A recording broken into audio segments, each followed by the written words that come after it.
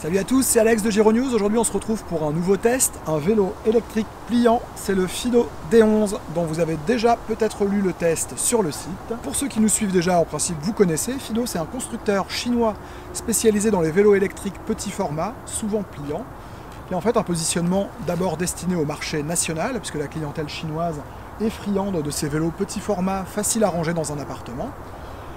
Et ce sont des vélos qui ont commencé à avoir un certain succès sur les marchés occidentaux, notamment en France, par l'intermédiaire des plateformes de vente en ligne comme Gearbest, Geekbuying ou AliExpress.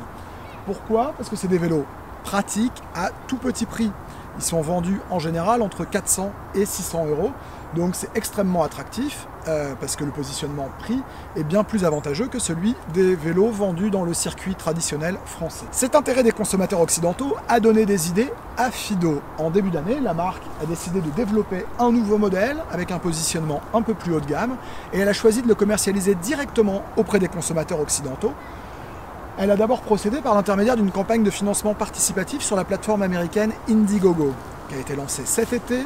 Il y a environ 1000 précommandes qui ont été enregistrées, donc ça fait quand même 1 million de dollars de chiffre d'affaires, c'est pas mal. Et alors, pourquoi est-ce que les consommateurs ont répondu présent à l'appel de ce D11? Parce qu'il propose un design plutôt séduisant. Il propose quelques innovations comme une batterie intégrée à la tige de selle, un nouveau système de pliage vraiment pratique, la gâchette d'accélérateur qui fait le charme des vélos chinois, même si elle pose évidemment un problème de légalité en France. Le prix bien sûr, puisque le vélo était affiché à 1150 $ sur Indiegogo, mais avec les Early Bird, il était possible de l'avoir pour environ 900 $. Le tarif d'ailleurs aujourd'hui se situe aux alentours de 850 € si vous l'achetez sur Geekbuying. Le poids limité à 18 kg et une autonomie qu'on nous annonce comme étant record, puisque Fido avance jusqu'à 100 km d'autonomie réelle. Donc voilà, ça c'est des promesses théoriques balayées un petit peu rapidement. L'idée de ce test, ça va être de passer en revue un peu les forces et les faiblesses du vélo pour voir si ces promesses sont tenues. Donc c'est parti, on commence avec le tour du propriétaire et je vais commencer peut-être par l'élément le plus saillant, puisque c'est la principale nouveauté dans la gamme Fido, c'est le fait que la batterie est intégrée ici directement à la tige de selle. Donc la tige de selle, elle est là, elle mesure à peu près 80 cm, elle fait 3,5 kg. Elle est reliée ici par l'intermédiaire d'un câble avec une sécurité anti-éclaboussure au contrôleur qui alimente le vélo, qui alimente le moteur qui lui est situé en roue arrière. Donc cette batterie, elle est amovible.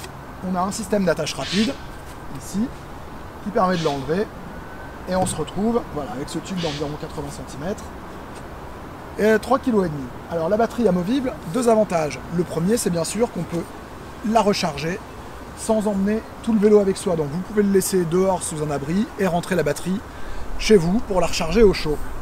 L'autre intérêt, on va dire, est lié à la sécurité, c'est que vous pouvez assez facilement emmener la batterie avec vous si vous êtes amené à stationner votre vélo dans la rue. Il faut savoir que la batterie, c'est l'élément le plus coûteux du vélo, donc ça peut être intéressant de l'emmener avec soi. Voilà, ça c'est la promesse. Promesse globalement tenue et qui est vraiment intéressante, je pense, particulièrement quand on est dans un usage urbain. Maintenant, elle s'accompagne de deux petits défauts sur lesquels je vais m'arrêter rapidement. Le premier, c'est qu'il n'y a pas de système de verrouillage pour cette tige de selle. Ce qui veut dire que si vous ne voulez pas emmener la tige de selle avec vous dans un magasin, vous risquez de vous la faire voler très rapidement puisqu'il suffit de 10 secondes pour la défaire. Et le deuxième inconvénient, il est lié au système de serrage rapide ici. Le serrage rapide, c'est très efficace sur des tubes cylindriques, parce que la force s'exerce de façon homogène sur l'ensemble du tube. Mais ici, on est sur une tige de selle qui a une forme un peu ovoïde. Et en fait, la prise est un peu moins bonne. Et ça fait que quand on roule avec le vélo, particulièrement si on est un gabarit un peu lourd ou si on roule très chargé, quand on passe sur des bosses, des dodanes ou qu'on descend des trottoirs ou autres, en fait, les chocs risquent de faire descendre un peu la batterie. Et au bout d'un moment, vous vous retrouvez au ras du cadre, obligé de vous arrêter pour remonter la selle. Alors on continue, un petit mot du design. Le fait de déporter la batterie ici dans la tige de selle, évidemment, ça permet d'alléger le cadre du vélo, donc ça donne quelque chose de beaucoup plus gracieux, beaucoup plus léger à l'œil. Ce que Fido a essayé de souligner avec une fourche ici un peu plus profilée, avec ici un triangle qui s'inscrit directement dans le prolongement du cadre, et c'est plutôt bien joué, tant que ça met en valeur le système de pliage, qui est plutôt revu et corrigé par rapport à d'anciens modèles et qui est vraiment très facile et très agréable à manipuler, en sachant que le vélo fait 18 kg. C'est relativement peu pour un vélo pliant, même un vélo pliant petit format, mais il faut quand même évidemment pouvoir manipuler ces 18 kg. Le moteur 250 watts en roue arrière, il est accompagné de freins à disque à câble évidemment, pas de frein hydraulique sur un vélo d'une telle gamme. Freins à disque avant-arrière, c'est des freins no-name mais qui font globalement bien le boulot. On a un dérailleur 7 vitesses, Shimano tourné, donc c'est l'entrée de gamme de Shimano. Avec ici une manette à 2 leviers qui n'est pas Shimano, qui est d'une sous-marque, mais qui fonctionne très très bien. Et pour une fois, le dérailleur, en tout cas sur cet exemplaire de test, le dérailleur et les freins sont arrivés parfaitement réglés, c'est agréable. Au guidon, on retrouve un petit klaxon et la commande pour allumer le phare avant. On retrouve le petit ordinateur de bord qui est exactement le même que sur le D4S ou le M1 de chez Fido, qui permet d'allumer le vélo et qui permet de jongler entre les 3 modes d'assistance. On retrouve ici une autre attache rapide qui permet de faire pivoter le guidon le cintre du guidon pour pouvoir le ranger plus facilement. À droite, on l'a dit, les manettes du dérailleur et puis la gâchette d'accélérateur qui, je le rappelle, pose un problème de conformité en France puisque, en principe, un VAE, vélo à assistance électrique, n'a un moteur qui se déclenche qu'au pédalage. Ici, vous avez une gâchette qui permet d'avancer, comme sur un scooter, sans pédaler. D'un point de vue pratique, vous allez dire, ça ne fait pas grande différence et vous ne voyez pas forcément pourquoi ça poserait problème. D'un point de vue légal ou juridique, c'est un vrai sujet parce que la présence de cette gâchette d'accélérateur fait en fait sortir le Fido D11 de la catégorie des vélos à assistance électrique pour entrer dans celle des cyclomoteurs. Donc techniquement, vous devriez immatriculer le vélo, le faire homologuer, passer aux mines, avoir une plaque, porter un casque, avoir une assurance véhicule à moteur pour rouler avec ce vélo sur la voie publique. Poignée caoutchouc, ici un système de pliage qui permet de rabattre avec une sécurité, ça permet de rabattre le guidon très rapidement pour gagner de la place quand on est plié. Le feu à l'avant, j'en ai parlé. Au niveau de la batterie, on a ici un interrupteur. Alors ce vélo-là, il y a 2 interrupteurs en fait pour l'allumer. Il faut d'abord allumer au niveau de la batterie ici. On met sous tension la batterie. Et ensuite, on allume via une pression longue au niveau du tableau de bord. Au niveau de la batterie, on a donc un feu arrière allumé en rouge de façon permanente qui clignote au freinage, donc un feu stop, un vrai feu stop qui permet de signaler qu'on ralentit. Une excellente nouvelle en termes de sécurité. Pédale métallique qui ne se replie pas. Et des roues 20 pouces avec des pneus assez fins, c'est du 1,5 pouce je crois, des pneus à chambre à air, très classiques. Pas de garde-boue de série, si jamais vous en voulez, il faudra les acheter en complément, en sachant qu'ils valent une quarantaine d'euros, je crois, sur les sites chinois. Le pliage, vraiment très rapide, avec des éléments qui sont bien sécurisés. Une selle qui descend et qui permet en fait, quand le vélo est plié, de s'appuyer ici sur le bas de la tige de selle, donc ça permet que le vélo tienne debout. Voilà, on peut le poser directement là-dessus, il tient en équilibre, c'est très pratique si vous voulez le ranger par exemple de façon verticale dans un coffre de voiture ou dans l'entrée de votre appartement. Il manque par contre peut-être au niveau du pliage un système d'aimant qui permettrait de solidariser les 2 roues quand on les joint ensemble. C'est un petit détail, on avait vu ça sur le Keycycle de Xiaomi, c'était un très bon point. Mais voilà à peu près ce qu'on peut dire pour le côté présentation statique du vélo. Alors parlons maintenant un peu des performances. Donc au niveau d'utilisation du vélo, si vous avez déjà vu nos précédentes vidéos sur des vélos Fido, vous ne serez pas dépaysés. On a 3 modes d'assistance, 1, 2, 3, qui se règlent ici au tableau de bord pour l'assistance au pédalage. Le mode 1 vous accompagne jusqu'à à peu près 15 km/h, le mode 2 jusqu'à à peu près 19 km/h et le mode 3 jusqu'à 22 km/h. Là je vous parle des données qui sont lues au niveau du compteur. Donc on pourrait dire qu'on a 50, 75, 100% de l'assistance qui sont disponibles par ce biais-là. Et puis on a avec la gâchette d'accélération un surcroît de performance qui est disponible. Il est valable à l'accélération. Ça veut dire que dès que vous enclenchez la manette, vous sentez que le moteur appuie un peu plus et qui vous donne une vitesse de pointe un peu plus élevée puisqu'on atteint 24-25 km/h, encore une fois en vitesse affichée au compteur, quand on utilise la gâchette d'accélération. Je rappelle que comme tous les vélos de cette gamme de prix, c'est un capteur de pédalage et non un capteur de puissance, ce qui signifie qu'il faut que vous fassiez 1 ou 2 tours de pédalier pour que le moteur se mette en marche. et vous avez instantanément le niveau de puissance qui a été paramétré ici qui se déclenche. On n'est pas sur une assistance vraiment progressive comme on en a sur des modèles plus haut de gamme. Au niveau de la gâchette d'accélération, une fois que vous avez atteint la vitesse maximale, vous avez, je vais éteindre le vélo pour éviter qu'il m'échappe, vous avez un régulateur de vitesse qui se met en route, ce qui signifie que vous pouvez lâcher la gâchette et l'allure est maintenue. Il vous suffit de retoucher la gâchette ou de toucher une des poignées de frein pour que le régulateur se désenclenche. C'est très pratique évidemment si vous utilisez le mode scooter sur de longues distances. Voilà, donc moteur 250 watts. Alors qu'est-ce que ça donne en termes de performance? La vitesse de pointe, on va dire, elle est plafonnée par construction, donc c'est pas vraiment une surprise qu'elle soit limitée à 24-25 km/h. Par contre, très clairement, on n'est pas sur le vélo le plus puissant qu'on a eu entre les mains. Globalement, en sachant que moi je fais à peu près 75 kg, donc peut-être 85 kg quand je suis habillé avec un sac à dos et un peu d'équipement, le vélo m'emmène très bien quand je suis sur du plat, il m'emmène très bien quand je suis sur un faux plat, il m'emmène un peu moins bien quand j'arrive dans une côte ou quand j'ai le vent de face. Vraiment, on est sur un réglage de moteur qui est très doux, on va dire, avec un couple qui est assez faible, une puissance assez faible, pas beaucoup d'allonge. L'assistance est agréable pour les petits trajets du quotidien, mais très clairement, on n'a pas ce côté un peu sport qu'on va avoir sur des modèles notamment qu'on débride, où on a vraiment le côté quand on tourne la gâchette d'accélérateur, on ressent un petit coup d'accélération et ça appuie. Là, on est sur quelque chose de vraiment tout doux. Et en fait, on comprend que le positionnement, on comprend qu'en fait que Fido a beaucoup joué sur l'autonomie avec ce vélo. Ils annoncent jusqu'à 100 km d'autonomie. Et il est probable, là c'est peut-être une spéculation de ma part, mais il est probable qu'ils aient choisi un réglage au niveau du moteur beaucoup plus doux, avec un moteur d'ailleurs qui est plus petit que sur les modèles précédents et qui a probablement un peu moins de couple pour vraiment préserver la batterie et pour offrir une autonomie maximale.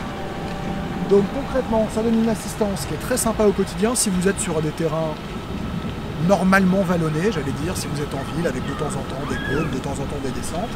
Sur du plat, on atteint très facilement en pédalant les 25 km/h. C'est agréable d'avoir l'assistance, on ne se fatigue pas, on ne transpire pas en roulant à 25 km/h.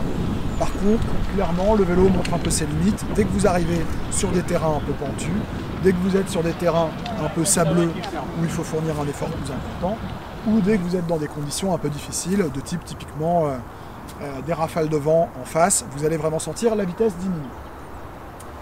Mais c'est pas un vélo fait pour la performance, c'est un vélo fait pour des petits trajets du quotidien. Et là-dessus, honnêtement, le pari est plutôt rempli. Pourquoi? Parce que d'abord, il est globalement confortable. Il n'y a pas de suspension, on est sur des pneus assez fins, les poignées sont un peu dures, mais la selle est à peu près confortable. Et a priori, c'est pas un vélo sur lequel on va se lancer pour des très longs trajets. Donc pour des trajets de 5 à 10 km, perso, je trouve que ça fonctionne bien. Je ne ressens pas de douleur particulière. La seule limite au niveau du confort, c'est que le guidon n'est pas réglable en hauteur. Donc je pense que c'est un vélo qui ne va pas être très confortable ni très adapté pour des gens qui mesurent plus d'1m80, disons 1m85. Sachez d'ailleurs qu'au niveau de la selle, il y a un débattement qui est limité, à la fois en position basse et en position haute. En position basse, parce que si vous êtes trop bas, le tube de selle qui contient la batterie risque de toucher en cas de passage d'obstacle et ça pourrait être dangereux. Et en position haute, tout simplement pour ne pas risquer de déformer le tube. Donc c'est un vélo qui est quand même plutôt conçu pour des petits gabarits et qui n'est pas conçu pour tracter deux enfants dans une carriole ou une remorque ou pour porter des charges lourdes. Si vous l'utilisez comme moi je l'ai fait ces derniers jours, c'est-à-dire pour aller bosser avec un sac à dos pour des trajets de 5 à 10 km, par contre, c'est vraiment sympa. Le pliage très rapide et le poids contenu à 18 kg permet de vraiment le manipuler. Vous pouvez le monter avec vous au bureau. Moi je l'ai transporté dans des escaliers, ça se fait bien. Je l'ai chargé dans un coffre de voiture plusieurs fois, c'est pareil, ça se fait bien, beaucoup plus facilement qu'un modèle comme le M1. Donc on a finalement les forces et les faiblesses d'un vélo compact. Voilà, il est facile à transporter, mais évidemment il n'a pas l'endurance ou les performances d'un vélo plus haut de gamme et surtout d'un vélo avec de plus grandes roues. Au niveau de l'autonomie, moi j'ai roulé entre 40 et 45 km en mode d'assistance maximale, c'est-à-dire mode 3 ici, et en utilisant la gâchette, on va dire 80% du temps, pas forcément pour rouler sans pédaler, mais plutôt pour profiter du surcroît de performance à chaque redémarrage, dans les côtes, dès que j'avais un peu de vent de face, dans un faux plat, ou dès que tout simplement j'avais envie de souffler un peu et d'arrêter de pédaler. Donc 40 à 45 km d'autonomie réelle dans ces conditions, je trouve que c'est une performance qui est très honorable pour un petit vélo, sachant que, je le rappelle, la batterie fait 12,5 Ah, donc c'est l'équivalent de ce qu'on a sur une trottinette comme la N365 Pro. C'est plutôt très bien. Est-ce qu'on atteint vraiment les 100 km qui sont promis par Fido? Je pense pas. J'ai pas le courage de faire le test, de rouler uniquement en mode 1 jusqu'à épuisement de la batterie, mais on doit probablement pouvoir faire 60, 70, voire 80 km si on roule dans ces conditions-là, sur des terrains plats, et qu'on est, disons, pas plus lourd que moi. Donc, les 100 km, peut-être pas, mais l'autonomie, elle est vraiment sympa. C'est vraiment la bonne surprise de ce vélo. Et voilà, on comprend mieux cet équilibrage en fait entre les performances et l'autonomie quand on réalise que elle est globalement assez bonne. Voilà, écoutez, en tout cas moi j'ai trouvé que c'était un vélo très agréable à utiliser, voilà, pour les petits trajets du quotidien, pour aller faire quelques courses ou pour aller travailler. La compacité, c'est un vrai plus. Le système de pliage est très agréable. La batterie amovible, un vrai plus aussi, avec tout de même les quelques réserves que j'ai énoncées en début de vidéo. La gâchette, je ne reviens pas dessus, c'est à la fois un plus et un véritable inconvénient, puisqu'en principe le vélo n'est pas autorisé sur la voie publique. Dans les petites lacunes, on pourrait trouver qu'il manque d'une application mobile, c'est très à la mode, ou d'un contrôleur Bluetooth. Chez Fido, tout se passe sur le tableau de bord. Perso, ça ne me dérange pas parce qu'il n'y a pas de réglage avancé sur un vélo comme celui-ci. Donc c'est pas vraiment gênant de ne pas avoir d'application mobile. Et puis voilà, on a ce design globalement très réussi. Moi, on m'a fait des compliments dessus, on m'a dit qu'il était très chouette, on est venu me demander ce que c'était comme marque de vélo. J'avais pas forcément eu ça avec les modèles précédents. Petit point de détail quand même, c'est que la peinture est sensible aux éclats, donc faites attention quand vous manipulez le vélo. Un dernier mot pour finir sur le prix. Est-ce que ce vélo vaut ses 850 €, sachant que pour 600 €, vous avez le D4S dans la gamme Fido, qui offre à peu près les mêmes prestations, format 20 pouces, qui roule un peu plus vite, qui est un tout petit peu moins autonome et un peu moins joli, mais qui coûte 200 ou 250 € de moins. Pour 800 €, vous avez un Tilt 500 chez Decathlon, que vous achetez en France, avec un véritable SAV, ce qui n'est pas le cas ici. Quand vous achetez sur Geekbuying, Gearbest ou autre, vous n'aurez pas de SAV, il faut que vous fassiez vous-même le dépannage en cas de problème.